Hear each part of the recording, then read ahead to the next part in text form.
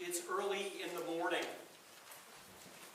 There's a full moon, but dark is still in charge. Everything's wet with dew. Mary Magdalene sees the stone pried away from the grave. She runs to rouse Peter and the one whom Jesus loved. They took Jesus. We don't know where they put him. Funny is this we which Mary speaks. Are we there too? Are we in the story?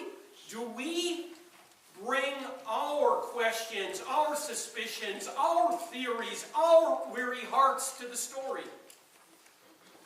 Do we too come breathless, maybe sad, maybe even angry at the way the power of the story has been robbed and disappeared? Peter and the other guy sprint to the grave. The other guy gets there first, bends down, sees some grave wrappings, and waits. Peter arrives moments later and walks right in. This is what he sees. On one side, some cloths that would have wrapped the head. On the other side, some linens neatly folded. In the middle, nothing. Slowly, they walk back home, pondering the question, what happens in the middle of nothing? But not Mary. She needs to get the story right. She's bent down at the opening, weeping, her shoulders shuddering, shivering in the morning chill.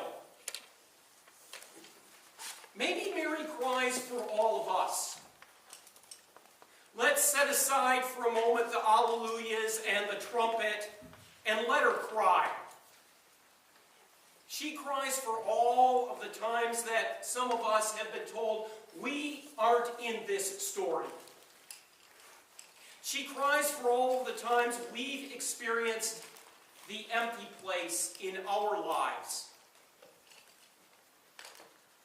Maybe it's an empty refrigerator or an empty cupboard that mirrors the grumbling gap in a stomach. Maybe it's the time of dreaming of happy times with a loved one, rolling over before dawn and feeling for the tender body in bed next to you, but then realizing he is no longer there. Maybe it's the hollowness of hearing the words of our Constitution when so many rights are still denied. Maybe it's the empty desk drawer or the work cubby after you've been downsized at work. Maybe it's the silence of the empty nest, which requires you to once again pay attention to your hard questions. Maybe it's the place where your dog or your cat or your rabbit once rested and you're still grieving for the loss of your pet. Maybe it's the echo of an empty house once you've cleared away all of the things of life of your parent or your grandparent or your aunt or your uncle or your friend, and now it's just a house ready for the real estate agent. Maybe it's the bottom of a sigh after a hard cry. As Mary wipes her puffy cheeks, she peers inside the tomb again. This time, right where the linens were sitting on each side, there were two angels shining in the moonlight. "What you crying about?" one of them asks. Mary tells them the story again. Something's gone really wrong here. But maybe, maybe Mary sees something there. Maybe she remembers the Ark of the Covenant on the altar at the temple, not too far away. We remember on each side of the Ark, on top of the place where the Ten Commandments rested, there were two shiny angels on each side. But in the middle, on the seat of God, it was empty. There was nothing there. Empty. But then again, maybe it is filled with the hidden glory of God.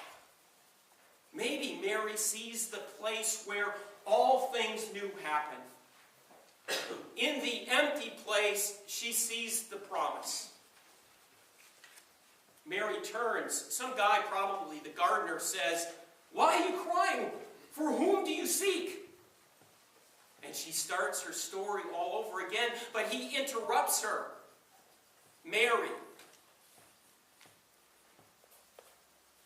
She turns to face, see the one who walks in the garden, in the morning breeze, the new creator, Jesus. Mary's told not to hug, not to hold on, to go tell the others. She runs into the arms of community. She tells them everything. She's seen the new promise. She's seen the new creation. She's seen the boss.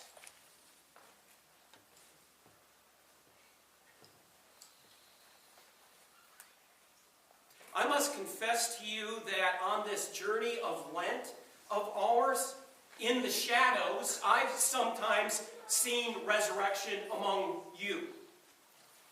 Could I stand behind Mary and dare tell?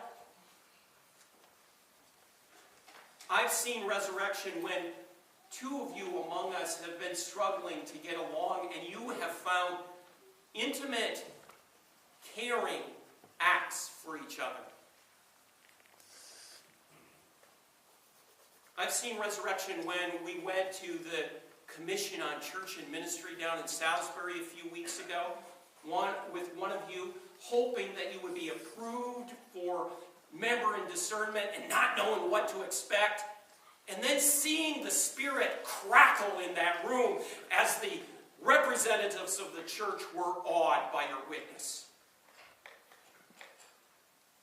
I've seen resurrection as you've gathered around the tables in the fellowship hall over these last weeks for the Conversation Project and told intimately your story of what it's like to grow older, but also to care for each other. I've seen resurrection on Sunday afternoons when our children have taken Bible stories that they've come up with and found simple motions for the new sacred dance class, and they have glistened with witness. I've seen resurrection at 4 a.m. in the morning as I've received a quiet sign of peace for men stirring, snoring on the hard floor of First Baptist Church who were there for the homeless overflow shelter. I've seen resurrection listening to Ellen Schultz's hum, "Were You There?" in the lobby of Heritage Woods the other day. I've seen resurrection watching our confirmands walk slowly next to their mentors through the labyrinth behind the hospice care facility and realized, look at that. This is the church. I've seen resurrection in the 67th minute of the most mundane committee meeting conversation, and then the conversation turned and I saw you as the renewed body of Christ.